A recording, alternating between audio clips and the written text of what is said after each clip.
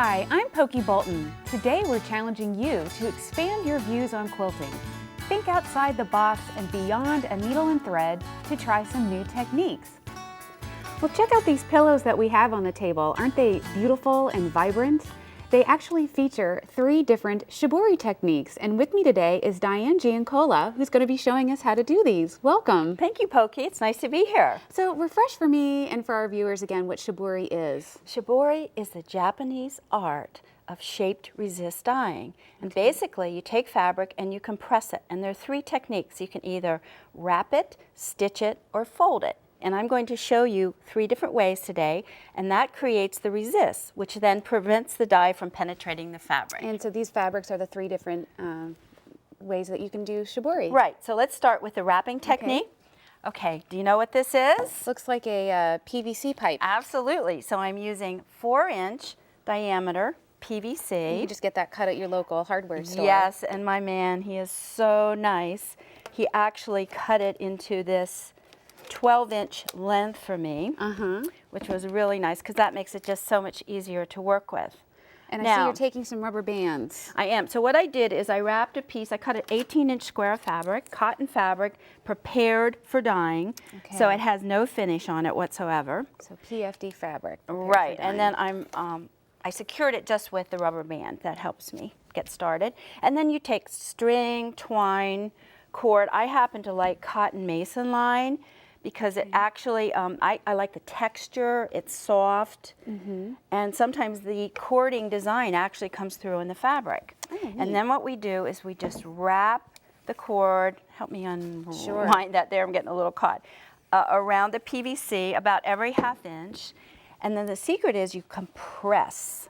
So we're wrapping and compressing and scrunching, and then we just keep going like this, thank you. Okay. And so forth. Now, I'm not going to take time today because we have more things to show. We get the idea. Okay, good. So let's just put this aside. Okay, and now you can, when you're doing the wrapping dyeing, you can use 1 color or 2 colors. And I thought today I would do 2 colors. Oh, fun. Okay, so I've already, and you might want to just take a look in there, I have put my wrapped fabric in this dye bath. So it's been in for about 5 minutes. Okay. And I'm using golden yellow. So I used a 1/2 cup of golden yellow. And you've got gloves to protect your hands. Oh, thank you, yes. Okay, So my fingers, and these are easy for me to take on and off, but if you prefer to use latex gloves, you could do that as well. Okay. Okay, and the dye is an all-purpose dye. It's very user-friendly. And the water temperature that you use for this? Oops. It should be 140 degrees. Okay. And if your water is not hot enough, then you could heat it in the microwave or heat water in a teapot on top of the stove. Now, I should mention for our viewers, since these are directions involve measurements and such, that we will have all the instructions for these techniques on the website. Absolutely. So I've used a tablespoon of the dye to 1 cup of water. And you chose a turquoise or a blue? This is teal blue. Okay. Yes, so let's check it out. This is the point at which you make a change. You could either add more water or add more dye if you're not happy with the color. If you want it darker or lighter? Correct. Okay. So now, let's see, I think I'll move this over here. So now we're going to remove the wrapped fabric, and that's been in golden yellow, as I mentioned. So now this is when the fun begins. Okay. So at this point, and actually I like to dab on my paper towel. Okay. Now, watch what happens. It goes on, and you see it immediately turns green. Beautiful. Because we know that yellow and blue make green. So at this point, you could go horizontally like I'm doing. You could do crisscrosses, whatever you like. And so you would let this dry? Yes, just let it set for about, I'd say 2 to 4 minutes. Okay, and obviously the more dye you put on, you're going to cover up more yellow, but I think that's enough for now. Well, let's just take a look at the finished one in the front after you would do this. These are just so beautiful, and I see what you mean about the string leaving a patterning on the fabric. Yes, it almost, to me, they're wavy lines. It looks a little bit like bamboo. Beautiful. Doesn't it? I mean, it's Absolutely really a beautiful, intricate patterns. Okay, now let's do the next technique, which is the stitching. Shibori. Okay.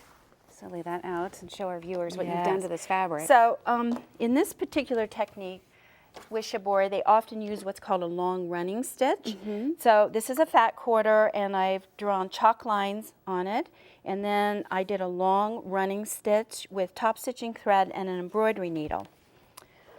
Okay, so it's ready to go. So then all we do is we just pull the threads like this, and I'm kind of doing two at a time here. You want it all scrunched. All scrunched up. And it should be really, really tight. Something like, I think I have a finished example here to Yeah, show. so you can see how it's coming together. And then that's the finished example, and then you knot your threads on both sides. Okay, good. And then the same thing that we did with the wrapping, you always put the fabric into warm water. And what that does, it opens up the fibers so that the dye can penetrate much better, like so. Okay, now I need to put on my gloves again. This time what I've done is I've pre-mixed the dyes. Okay. And I put them into squirt bottles.